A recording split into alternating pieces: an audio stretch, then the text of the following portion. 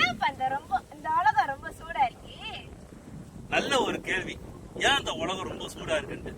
5 அறிவு மிருகம் கூட தன்னோட குட்டி பாதுகாப்பா அந்த பூமியில வாழ்ந்ததுக்காக இயற்கை வளங்களை பாதுகாக்குது.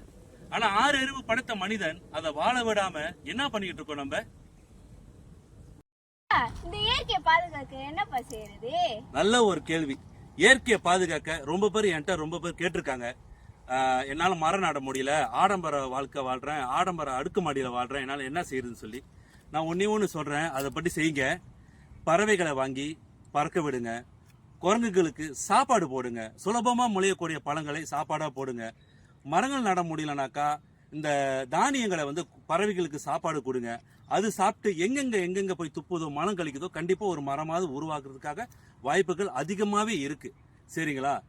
15 வருஷம் முன்னுக்கு மலேசியால 25 செல்சியஸ் இருந்துச்சு.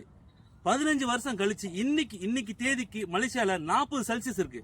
இதுக்கு யார் காரணம்? அடுத்த சமுதாயம் நம்ம பூமியில நம்ம நிம்மதியா வாழணும்னாக்கா ஒன்னு இயற்கை வளம் பாதுகாக்கப்படணும், இல்லைன்னா விவசாயம் பாதுகாக்கப்படணும்.